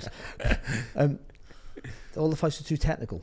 It was a little bit like too much. Far too technical. Too much of a connoisseur's show for my liking. Yeah, it's a one for the purists. Sometimes you just want a bit of a war, don't you? It just nothing happened. Well, Steve, I think you're alluding to the shootout for the ages between Stephen McKenna and Joe Laws at Super Welter, which finished after 2:36 of the third. Fuck me, that was some fight. That sums it up. That was just unbelievable. I almost said that in the post-fight interview. I was standing there. In the end, I sort of like satisfied myself with, "Oh my god!" Yeah. But if I'd been allowed to, I would have just said, "Fuck." You're like that. You're like that. You're like, wow. And McKenna's like, yeah, it was alright. Yeah, it was alright. I mean, that was. I was never hurt. Oh please. I felt like stopping him at that point and saying, "Come on." Yeah, because Stephen McKenna had said in the build-up, first round knockout. Yeah, and because you know that when someone like Joe Laws comes towards you, that can happen, and it looked like it was going to happen. I thought he's dropped early. I honestly thought, because I know how Laws loves to fight, and I just thought the way McKenna throws, I thought McKenna was going to wipe him out in a round. I really did. I did. I thought this not going. That's where it was going. I didn't love the fight actually. I thought this is not going to be a good look because I thought he's going to get starched really quick. Yeah, it looked to Peter McNeely's situation. I thought Laws just go right at him and just walk onto a shot straight away because he's a bit defensively lax, but and he sort of did. Well, yeah, he did really. But he gets up and he fires when he doesn't know where he is. I mean, he has that instinct just to throw, just swing. I mean, he wasn't even throwing punches. Let's be honest, he was just swinging like a lunatic. No, I don't think there was many jabs at all. From no. And all I like, keep your shape. What are you on about? But he knows that if he keeps going, one of them will get through, and it did. Oh, it's a great And then watch. down goes McKenna, bad as well. He's heavy. He was heavy. He looked like really in trouble at that point. Yeah, he was. Yeah. You could see that he was, and he was for the whole of the second round as well. Yeah. And then he came out at the start of the third, and you could just see his legs were back underneath him. But it's a really interesting thing, that the idea of, when you get all boxers, when they get hit and then get hit hard enough to the point where there's a concussion, you cannot shake that off. If you speak to like a doctor about it, he'll tell you. But they've got this incredible ability to just continue to fight on instinct and muscle memory through that fog, and they do seem to recover because their legs do come back. But once hit that hard, you do, as we like to describe it, you stay hit. And he very much stayed hit for the whole of the second round. The Laws just couldn't quite get there. and then in the third round, the mist had cleared a bit, and we got the finish. But it was hectic, chaotic stuff right from the start. You know, it was tremendous. Sometimes you get hit really hard. I know people say you see stars, but sometimes you sort of, it's like pauses. It seems like you think you look at the referee and you go. I mean, I've been in fights where I think I've been hurt, I've been hit. I look at the referee just sort of go, no, I'm okay, and he hasn't seen it. Yeah. Do you know what I mean? Like you go, because some shots you don't always, they're not clear. But sometimes you've been hit and I go, fuck me, and then you look at the referee, I'm alright, and he's just didn't even notice. Yeah, he didn't know. Like, I got away with that one. Yeah, I've had people say to me that what it can be is, like you say, rather than that kind of like explosion and stars, it can just. You can just, the space around you, Frotch said, the space around your head goes a bit numb. Yeah. And everything, and you're just a bit slower, like you're a bit pissed. Yeah. Basically. And when you watch a fighter, that is what it looks like, isn't it? Because their reactions are slower. Yeah. Their coordination isn't quite as good. They've got a little bit of a glazed look in their eyes. And it is like they're a bit drunk. And then it's like they sober up. Well, you know, and that's kind of, that's the most, I think that's probably the best comparison I've heard anyone give. Jules walked when he spat a gum shield out, he spat it out and laughed. Yeah. Like, how just like he grasped on himself, didn't he? Yeah. But like even then though, he walked towards his corner, he was still all over the place. I thought like you could stop it anyway. I thought you could like going to stop it, the referee. But it was unbelievable. That was. I didn't expect that. What he always brings is entertainment. I remember the Michael Hennessy build-up as well. And that whole, he just brings that bit of interest and you know you're going to have, like Stephen McKenna, he gets under his skin. Yeah, he gets under his skin and he brings the heat. And the like thing that. with him too is that like him and McKenna are completely different in that they're a different kind of mad, if you like, but a different kind of intensity. But that really worked too, because the McKennas just absolutely love it. They absolutely love it. The old man loves it. Yeah. The two brothers love it. You know, they live for it. And with Laws, he makes Andy a bit nervous, and Andy Scott, but you can trust him. You know, he knows where the line is. He's not going to say anything tasteless or horrible where he's wincing. Swear, won't he? No, he'll just he might swear. That's it. But he's not. You know, he's kind of perfect, really, in terms of the way he sells the fight, because he's high octane. And it's real, you know, because he likes to rev himself up. That's how he gets himself going. Other people might look at it and think he's a bit too emotional, you're wasting energy, but each to their own. And that's how he likes to do it. His ring walk was great. He wears that gear and then he rips it off and throws it down. And he kind of like punches himself for a bit and then just runs down the track. See security going, where are you going? He's a nice kid and all, actually. He's really a nice kid to be around. The thing is, he'll get another opportunity off the back of that. Yeah, he will, And McKenna sorted himself straight, you know. I mean, technically it's awful, then you go, look at the mistakes you're making, you're trying to knock everyone out, but you're leaving yourself open to get knocked out yourself. But for TV purposes, you're going to go next show, we'll put him on the next show, guaranteed. Even his old man said that, didn't he, in the interview? He was like, that's a great TV fight. Yeah. Not saying, I'm upset with the mistakes he made. He's like, no, but look what people are going to remember that. Exactly. Like, you'll never forget that. No, never forget that. When people ask in years to come, you know, what were some of your favourites? That will be one of them, definitely, because you just... And when two people say that is what's going to happen and that's what I'm going to do, and then they actually do it, I'm always impressed by that, because it's an easy thing to say, and often people say it and they don't have any intention correctly of actually doing it. I kind of thought Aranika against Ben Whittaker, for example, might do what Joe Laws did, but he didn't, and he was right not to, because it would have been a mad thing to do. But that was the vibe he gave off during the week, was that what he was going to do? In the end, he was playing games, but Laws was just like, no, that's what I'm going to do. And then the bell went and he practically ran across the ring at McKenna, which is what McKenna normally does to the other person. But it didn't go, it was a weird watch on TV, because like the sun's still shining, all like, let me just, it's like, I need to warm into the show first. Can I just warm into the show? I know exactly what you mean. Just all chaos straight away, wasn't it? It was brilliant. What do we think about Stephen McKenna then? Because he's 27 years old. Him and Aaron have been at it and like for years, and like they went to America early. Tough gyms. Yeah, really tough gyms. But then you see a fight like that, and then you think, okay, he might have got knocked out by Joe Laws if he swallowed another one at some point. What do we think ceiling wise? He's 15-0, 14 knockouts. It's a good question. Great to watch, isn't he? What do you reckon? It's a tough question. You tend to think that, you know, what weight was that? Well, super welter. Super welter. You tend to think think that someone who can keep this. It depends on how hard he hits. He looks like he hits tremendously hard, but he puts everything into a shot. So like someone who can block and counter puts him in trouble. That's that's the problem. I think he looks. So you tend to think the ceiling's not going to be that high because of that. At some point, boxing for a British title, someone might just catch that shot and come back with the left hook or something, and he's done. They were talking about Abbas Barrow. I was talking to McKenna during the week, but Abbas Barrow's rankings are really good as well, so I don't see him necessarily wanting to do that. I mean, it won't happen because there's too many links between the teams, but imagine him against Eggington. Yeah. It won't happen because they're too close, but it's a shame because that would be... Yeah, that's the sort of fight. That'd be a great fight. Yeah, and Aaron McKenna boxing Kieran Conway in the Japanese prize fighter semi. So it's like they're getting to that point now where they're having these fights that are resonating a bit, and people know about them. And they might just be able to keep doing the job. Do you know what I mean? Some people say the best defense is offense. I don't believe that, but in their case, it might just be that. You know what I mean? Like, well, I'm in those fights, but I'll just keep. You might hurt me, but I'll be the last man standing. But you tend to think that has a shelf life. So where that goes, I'm not quite sure. But if that power takes him up the levels, then he's a real threat, isn't he? But I'm not quite sure. So I think at some point people are going to be able to be comfortable with that. And then the chief support in Barnsley officially was Caroline Dubois against Myra Moneo.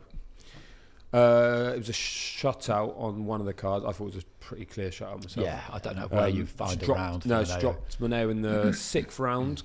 And marches on, would sort of add it all her own way, which she tends to do. Which was on the cards, really, wasn't it? Yeah. But tough as old boots on Moneo. Listen, I think on paper it looked like she was going to have a not comfortable, but a clear winner. But you still got to do the job, haven't you? Yeah. And I think she's maturing now, Caroline. I think she's looking really good, and she has that physical strength that sets her apart from other women. Yeah, she really does. Yeah. When you look at her in the ring there, when you look to her with Moneo, she is such an athletic specimen. Yeah. No, she really is, like slim waist but like strong legs. Yeah. Wide back, big shoulders. She's got the lot really. I thought she was really good on Saturday. It's just that because no one's able to extend her, exactly people kind of feel like they maybe want a bit more, and she does herself. She's quite tough on herself performance wise, and she hit Moneo with that beautiful left hand, and put her down hard. And she would have wanted to get the finish, but she's got some good rounds in over the last few fights, and we'll see what happens. There's a couple of good fights there for her, isn't there? Yeah, I mean Taylor fights in November, and then I think at that point the WBA and the WBC will say to her, okay, well, we need to know now. Are you ever going to come back down to lightweight? Yeah. And they've given her a long grace period, and I've got no problem with that because of who she is and what she's done. It's frustrating for people, but I think at that point they will say, okay, we need to know now, and she'll say, I'm not going back down to lightweight. Yeah. And those belts will become not for that vacant. The WBC and WBA. Obviously, the IBF and the WBO have already gone to Beatrice Ferreira and Rhiannon Dixon, isn't it? There's a fight for her though. Yeah. They're both the one's a domestic clash, which is fantastic. And Dixon's a good fighter. But I mean, the Ferreira fight, because you got another woman there who's so physically strong. Yeah. Like she's an absolute animal. She I was there when she won a World's Heart. That's a really good fight. That. Yeah. That's the better fight to watch. I think the Dixon fight would be more interesting because they're both British. But I mean, that the Ferreira fight is the one that would be really exciting. I think that's the one that sells you around the world. Because if you can beat her, by the way, so she go in the underdog. I think Caroline, but I think she could pull it off. I think I'm with you, Andy. I think we haven't seen anything like the best of her yet because she hasn't had to. She's 10-0 now, 23 years old. Yeah. She seems like one of these people, when she gets her hands on one of the belts, no one's beating her. Yeah. I'm just not sure. But she's at the weight where the lightweight's probably be the most competitive weight in women's boxing, hasn't it? I think that's good news for her. But so, what's that? I think that's good news for her. Yeah, of course it is. But I mean, so there's plenty of tests there for her. She's gonna have to work for it. And then we'll see how good she is, how intelligent she is, but she has to adapt a little bit more. Because at the minute, as you're both saying, like she's looking to new things, but no one's really been able to push her. But there's a couple of girls there who can push her. Katie Taylor fight's not going to happen. There's no money. Katie Taylor's beyond that now, I think, and I don't think she goes back down the weight. I think if Caroline already won a world title and had a few wins and beat Frere and beat Dixon, then maybe that might be a bigger fight for Katie Taylor. But I think right now it just doesn't make any sense. It's almost like Froch Kazagi. I mean, one's going one way on the way to retirement, and the other one's looking just for the bigger fight, and the other one's just starting their journey to dominate. Yeah, she was calling Michaela Mayer. I remember went down the gym, and that was a big one, her big target. But now Mayer's boxing Sandy Ryan. Yeah, that's a great fight. When's that? Like September 27th, isn't it? Yeah, that's a really good fight. Madison Square Garden Theatre. I fancy Ryan. Is Sandy Ryan still with Matchroom, or is that? I know she always was, but I think someone told me a while ago that maybe she would be free soonish. I'm with you. I think Ryan's a bit sort of big. Yeah, too big and spiteful, and she punches long as well. And I think Mayer's relentless with the pressure, but I think she was such a bully at super featherweight, but she doesn't have the luxury of size. And by the way, she even at welterweight she'd be boxing super featherweights, really lightweights, because the women's boxing they're moving down weights. Sometimes they don't really belong there, do they? Yeah. They're just taking the fights because they have to. But in Ryan, she's up against a big girl. Yeah. Okay, well, let's have a bit of a chat on the Olympics, gents, because as you said, that's what Rob's been doing. Rather than changing nappies, he's been watching the Olympics. The mountain biking. Yeah. Brilliant. I mean, something about the Olympics, even away from the boxing, where you just can't help but get drawn in. Team GB are guaranteed some hardware, thankfully. Lewis Richardson is guaranteed at least bronze, but he's the only one from the 6. We'll talk about Cindy and Gamma in a minute as well, but Andy, I wanted to get your opinion on this, because there's been a lot of people tune into Olympic boxing when the Olympics are around, tune into amateur boxing only then, and they're going, hold on a sec, we usually have a full team and we usually win everything, and what's happened now?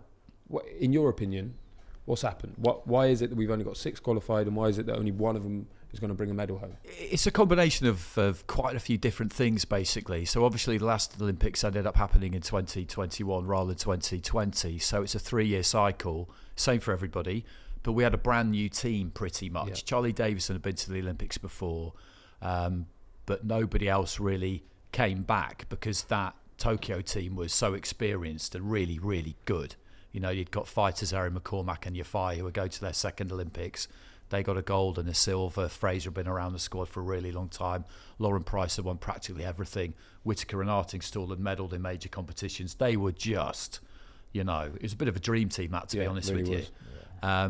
Obviously, we did well enough in Rio. 3 medals is very solid. Gold, silver, bronze. Big haul in London. 3 gold medals, a silver and a bronze. Beijing was good as well. A gold, a couple of bronzes. So people have got used to that.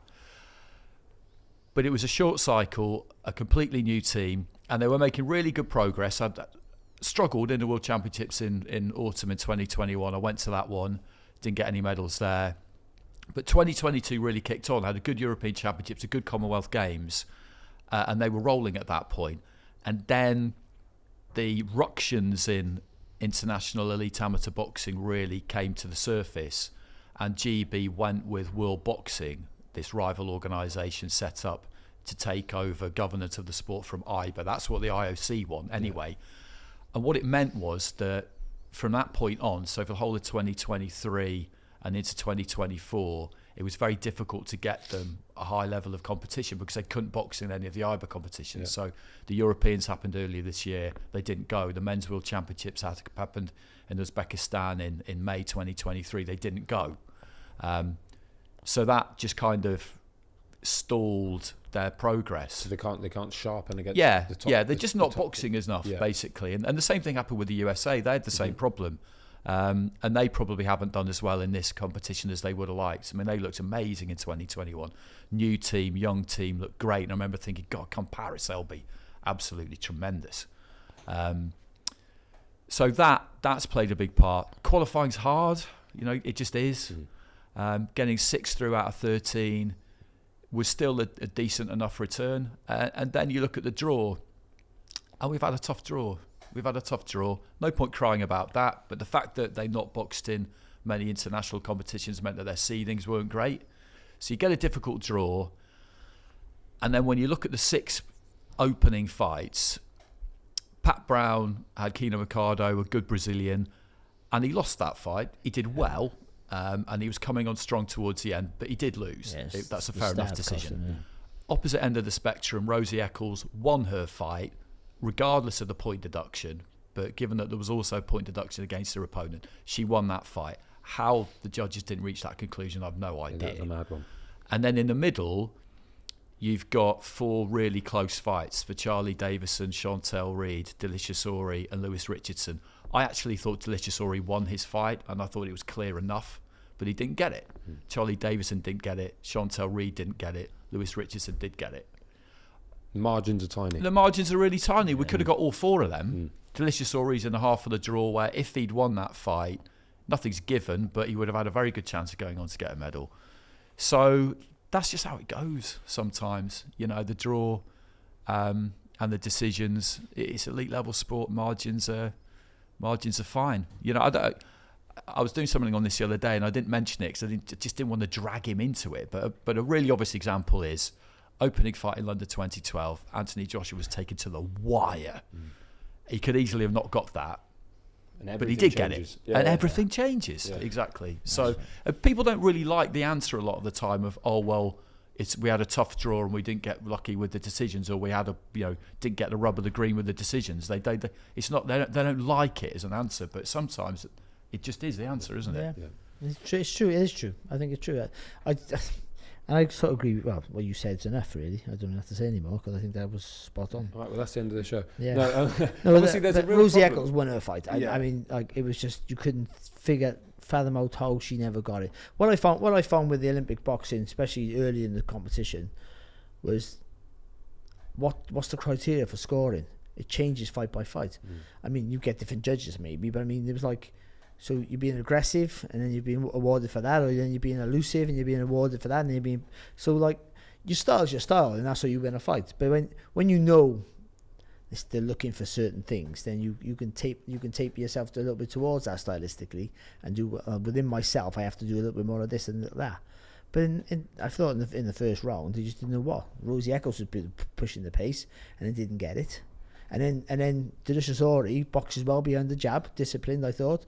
And then he doesn't get it. I just like, what do you need to do? I don't know if you tell me what to do. I don't know if you would have known that they're going for more, the guys with the boxers being more aggressive. Then in that he pushes the pace more, not just doesn't up the pace. I mean, he makes himself more of a physical presence, maybe. You know, I don't know. But so what they and this is, I mean, they might have been clear, but to me it wasn't quite clear what they wanted for you to win a fight. I know obviously scoring punches wins a fight, but not in Rosie Eccles' case, because she landed all the scoring punches. Yeah, it's yeah, exactly. You know, the phrase that you hear in amateur boxing is interpreting dominance, but how do you define dominance? Yeah, because that's what it comes down to. Especially it's exactly in those what you fast, just said. Those short, fewer rounds, obviously, and they're just so fast paced. I mean, watching Chantel Reed, I thought she won as well. I did as well. Yeah, and inexperience cost her. I think, a little bit. Again, like she stuck to the plan. She used the jab. She got in and out with her feet, but she was in with a much more experienced fighter, a much bigger name fighter. In Khadija Mahdi. Yeah. She's well ranked. She's been boxing for a long time, and she just she mugged her basically. You know, she seemed a bit busier in the final round, and towards kind of half celebrating towards the end of the round, like, yeah, I've definitely got this one. And I think reputation plays a part as well sometimes in a close fight, because I was watching Jalolov against Terra Moana, and I think he did win, but in a tight fight, he's always going to get it because of who he is. Yeah, and they'll just think, I can't really decide, but of course. Yeah, and obviously we're in a position here, or boxing is in a position, there's a very real chance it's not going to be in LA, because they're obviously, the IOC arranged the tournament in Tokyo and now in Paris, and they basically said we ain't doing it in LA. Someone else better do it, and it can't be IBA. So there is a real problem. So rather than even say, what does it mean for the funding for GB, like, what do we think is going to happen here? Because we're talking, today is Tuesday, we're recording. The IOC did a presser this morning, and they said, we're not a federation. We desperately need a new federation to run boxing. We hope those national federations can bring it to Los Angeles. We'd love to see boxing. We want to see boxing on the programme, but it's up to the boxing community to organise themselves for the sport. So they're sort of washing their hands of it a bit and being like, I think go and do it. It'll be world boxing. I think it'll be all right, because that's great to hear for a start. A couple of years ago, my worry was that they didn't want it anymore. That they just thought, look, you know, surfing and skateboarding and breakdancing, you know, these are like, they're the future. You know, they're going to have more interest from sponsors and all that kind of thing. But it then emerged that it wasn't that. It was just that they couldn't countenance IBA. And what will happen is that World Boxing will become their designated body, and the choice will be very, very clear. No one's had to choose up until this point. You know, you can box in all the IBA competitions and then go to the qualifiers. And I wondered whether they would just let that continue. But I think they're going to make it pretty clear. If you want to go to the Olympics, you are going to have to join World Boxing and leave IBA. And that is, as I understand it, between 30 and 50 countries have already done that. I think India have been the latest big domino to fall. USA and GB obviously started World Boxing. And no one's explicitly said it, but I'd imagine IOC must have gone to them feeling like they might be open to it and said, listen, you need to, if you do this, then we'll look on it favourably. But you look at Uzbekistan, Kazakhstan and Cuba, for example, 3 massive nations who are still boxing an IBA competition. If they're forced to make a choice between the very regular IBA competition, which is, I go and cover those tournaments every now and again, and the standard is tremendous, and the organisation of it is good, and there's prize money. So that's quite a lot to give up, but the Olympics is the Olympics. And if those countries decide it's got to be the Olympics, and those dominoes fall, then I think that's, I can't imagine IBA going quietly, but definitely not. But you know, that's the way it will. That's the way it will head. Well, that's the dream, isn't it? For every world class amateur, that's the dream, is to win the Olympic gold medal. The World Championships is great, but no one remembers that. Everyone remembers the Olympics. That's the truth. So yeah, I think that I think the reason why I'm confident boxing will be okay is because it's in Los Angeles. Yeah, and they want it. Yeah, because for TV companies who have a big say, I think they'll have a say. I mean, they're the NBC want boxing. Yeah, because boxing's one of, if not the only sport that produces a star outside of that Olympic theatre. Yeah, very true. It does. Yeah, it is, if you think about it. Like, look at the history of De La Hoya in LA. I mean, tennis brings stars in, but they don't create stars. But you'll get amateur boxers. That's why they shouldn't let professionals come back in. That's ludicrous. They don't know they do it. They just stop it. Yeah, you get a star, and then the Olympics can take credit for that. When they go, then the next event, the Holyfield, or Roy Jones, or the Muhammad Ali, and all the rest. Oh, this list goes on. Oscar De La Hoya. The fact it's in LA as well, I think that's a big plus. They want boxing, and listen, if all those countries are not, if they all stay with IBA and they don't come into the Olympics, then that's great for the USA team. Yeah, nick a couple of medals. I do think as well. I think if it took a while, and therefore in LA the standard was maybe a bit diluted because some of them weren't there, I think the IOC would probably swallow that for an Olympics, thinking, okay, this is complicated. It might take a bit of time. We could have a kind of, this reference might be lost on a lot of people, but in international cricket back in the late 1970s, I had this situation where countries would essentially field 2 teams because a guy called Kerry Packer came along and put a load of money on the table and says, listen, I want you all to come and play in this tournament and on this platform and on this stage. And there was a battle basically between the players and the kind of, and the national federations, the cricket federations. So you would have 2 national teams doing different things. Stuff like that, I guess, could happen, and it will come down to a conversation within each individual country. It will be the Boxing Federation and the National Olympic Committee, and the Boxing Federation, because IBA have been very generous with their allocation of funds to smaller nations, etc. The Boxing Federation may think to themselves, we need to stick with them because, you know, they're kind of paying for our programme. But the National Olympic Committee may well say, we have to go to the Olympics. So there will be power struggles along those lines in individual countries, I would imagine. And it could well be that smaller nations who rarely qualify anyone for the Olympics, and for whom the Olympics therefore isn't that relevant, they'll probably stay with IBA for a while anyway, because the money that comes. Yeah. IOC, just to wrap that one up, IOC spokesman Mark Adams at this presser said, boxing is an incredibly important Olympic sport. It's important for us not just because it's a great sport, but it has a real social aspect for us. It often works in areas that are underprivileged, so it's incredibly important. So that stance has changed. It's not just like we're done with that, we've concentrated on other things. They're now openly saying that's great to hear. We need boxing on it. And I think you're right. The fact that it's in LA could be a big one. Just to wrap that up and to wrap the Olympics, great story is Cindy Ngamba, the refugee Olympic team first medalist, or guaranteed one anyway. She's still going. 25-year-old in the 75 kilogram category, assured of a medal now. And it's just a great story. You said she's one of ours, really, but she moved here when she was 10. Yeah, hasn't got a British passport, so no, not yet. So she's she's come through our system basically. Course, She boxes out of Alex Matvienko's gym in Elite, it's called, isn't it? In up in near Manchester. And she's a really good fighter. Like her opening fight against Tamara Thibault of Canada, I've seen quite a lot, was just a brilliant fight. It's one of my favourites. I mean, that couple of stuck out for me. You know, Kijniak against Arlen Lopez the other day was amazing.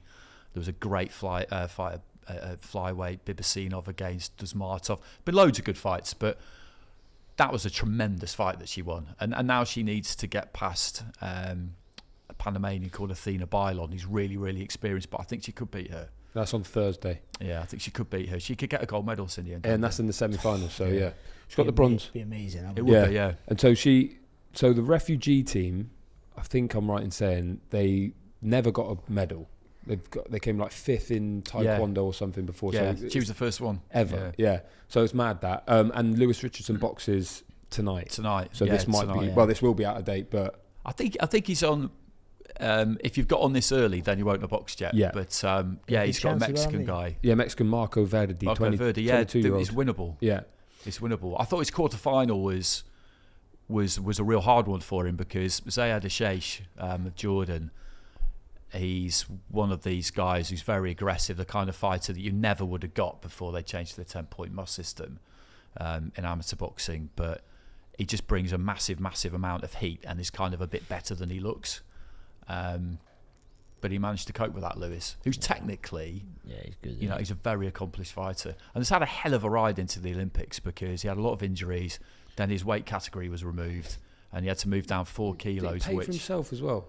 To go to a couple of tournaments, to just to adjust to the weight. I didn't think he'd be able to come down from 75 to 71. I never really entertained it. I thought that he would just enter this big queue of fighters who were trying to qualify at 80, but he somehow did it. There was not much on him at 75. How he's done that and is still strong enough to fight, that just shows you how much he wants it. So you want to make the weight every fight, don't you? Yeah, exactly. Yeah. So you know, it's been.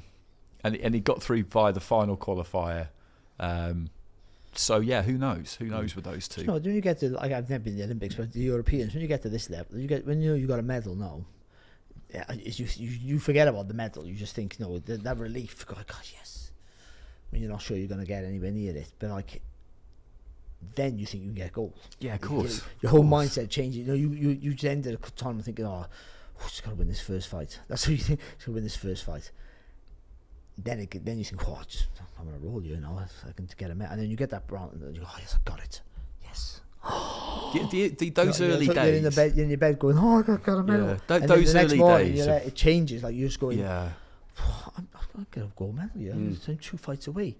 It's only 2 fights. It's only 2 fights. It's horrific. And for the Olympics, it's much harder to get, isn't it? But you're fighting with a different confidence and different intensity. So, it magnifies or it swallows you up. But that's the whole thing about being, you know how good of a fight you're going to be, if the occasion doesn't get to you. Sometimes it boils down to that, because technically he's very, very good, elusive, got great feet, fast hands, but it's all the occasion. That's it. And he's got a good side of the draw, hasn't he, Andy? Yeah, and it's important. You know, those early days when it's 3 sessions a day and it's the prelims. Yeah, I wouldn't go so far as to say I find it hard to watch, because I'm not that emotional. But you've just got this conveyor belt of fights in 3 minutes. 3-minute rounds, end of fight, hand raised, yours isn't raised, off you go. You know, it's so hard to get there. You've got this conveyor belt of broken dreams, basically. Somebody goes through to the next round, and with the others, it's like done, over, off you go. You know, go on, off you go.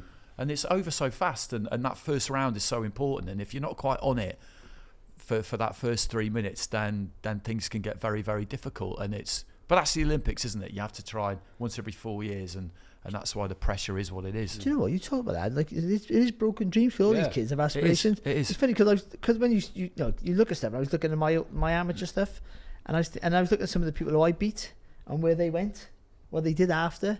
Nothing, none of them. No, but they went to the Olympics, and then went on to, like, he won a World Junior Championship, things like that, and or World Silver Junior. And think, they did all right after. But you forget, everyone's like turning up with aspirations of being a gold medalist. So the people he's beat now, you might think, he's got the easier side of the draw, but they might all be Olympic champions next year. The next Olympics, or World Champions next year, if there is a World Championships. It's like every fight's a difficult fight for you. So you have getting your mind right for it, but and then the relief to get that medal is like, but then you have to go, but now it's better, now it's bigger, now I got to get even more right with myself. So it's like that with amateur boxing. I was at the London finals and just sitting there watching them, and you think, right, that person's lost. He was really good, but he's lost. Now he might be like, I can't be arsed for boxing. Do you know what? I won't bother next season. Yeah. And if he'd won it on a tiny, like, nothing in it fight, he goes on to the nationals, maybe becomes ABA champion, maybe then he's on GB, maybe he's... Or it goes... sliding doors, isn't it? It really is. Fred Evans won a silver medal. You know what I mean? Like, 2012, unbelievable. Yeah. Wales' first ever in boxing. What a fighter he was. And he just hoped that they kind of managed to move on from it, because... Like Delicious, for example, because he's a super heavyweight and he's got an interesting backstory, and he talks well, and and he's called Delicious. Yeah, and exactly. And all these are all good reasons, and so he had a big spotlight on him. People would pick him out, and it just didn't happen for him. And like I say, I thought he won, and I don't know when I'll see him next, but I probably won't even say it, because by the time I do see him, he's not going to want to hear it, because he's getting over that at the minute, and it's not an easy thing to get over, because you'll just be thinking, like, what if? Some days you'll be okay with it, other days you'll just think, but I won that fight, and then I've beaten that guy before, and I've beaten him before. I should have been, but you can't just, it's brutal. I that stays with you forever. It's just how you manage it. I think it's like grief. I think it is in many ways, but I mean, later on, that won't be a bad thing. He didn't swallow it. He didn't get totally beat. Didn't get schooled, and then go, he had bad luck. You know what I mean? Yeah. Like, it's a fight he should have. Like, a lot of people thought he won. It was close, but I thought. Yeah. So he can just go, I won that fight. Like Rosie Eccles, bless her. But exactly. She's not getting another fight, and she's not going to do another Olympic cycle, is she? No, is he? In the short term, that kind of like I think that justifiable a feeling of injustice is really hard, because if you rewatch the fight and thought, actually, you know what, whatever, fair enough. Yeah. But if you're just resolute, no, that I got done there, then that is difficult. It's difficult to shake it off. I think the fact that he's the last man standing, man or woman standing, GB, might help him in terms of, it could be, the focus is on him now. He's in the boxing. If he goes all the way, it'd be a massive start. Not to the same extent as Amir Khan and Audley Harrison, who were the only ones there, but there's no one else in GB, so everyone will be watching him. As a kid, this was what the Olympics was for me. One person. It was. One person. It was always. If you're lucky, Whereas in London, Rio, all of the Beijing as well. I remember 92 watching Robin Reed. Like, it's just like, go on, mate. Same. Exactly. The focus on one person. So obviously, I'm sure he's upset and disappointed that the rest of his teammates for them. But like, the reality is now he's the only one left. Yeah. All the focus is on him, and if he can pull it off, say he goes all the way and becomes gold, he's a star. Genuine star. Absolutely. 2 wins to change his life forever. Forever. Just unbelievable, isn't it? Indeed, right, So jealous. gents. Yeah. Oh, one bit of news. Catterall Prograis has been rearranged 26th October. Oh, I can't believe it. You got a I date? can't get a job. I just got an email going, listen, you okay for October? Like, yeah, well, I am. But what I thought, what about the August job I had? Like, if anything, enough of the money, I want to get out the house. Yeah. Get me out the house. Yeah, October 26th. So we're back in business on that one, which is always good Yeah, news. it's good. I'm glad it's rescheduled and relatively quick. Yeah. Really, it's a couple of months, but that's a good fight. That Didn't is. want it dragging on or It's a hanging really- around, that's or a- even worse, not happening at all. That's a really good scrap. Stylistically, that's a good scrap. Because Prograis make him work. Indeed. Well, that's a debate for another day and another show. It's been emotional, gents. Thanks for having me. Who knows? They might bring me back one day. I don't think Well, so. I mean, you know, if I think Rob's, so. if Rob's, You know what it's like when you got a newborn. So you just want to Indisposed. get out of the house, don't you? yeah. So What he might be like, actually, What do you know about him? What about him next week? Nah, he's not. Do you have his number? He can't do it. Text him. He might be able to do it. He can't. I mean, Yeah, sorry. yeah. No, sorry, mate. Well, anyway, I forgot to say at the start, like, comment, and subscribe. Got to do all that. What else have I got to say at the Oh, start? no, what does he say? Put your turn your No, notifications for on. more boxing content. Oh, and then Yeah, Rob that's it. pulls a sandwich out of his beard. Does anyone ever? Needs it. Do you think anyone ever, when he says like, comment, subscribe, do you reckon anyone goes, actually, yeah, good point. Pause. I'll do that now. See, I'm not convinced anyone has ever liked. And I'm always in the background going like that. Yeah, comment going wanker. yeah. Anyway, congratulations, Rob and the family, and Yeah, well done, Rob. Well done, mate. well Aye. done, Ben. Thanks for watching. We'll see you next week, maybe.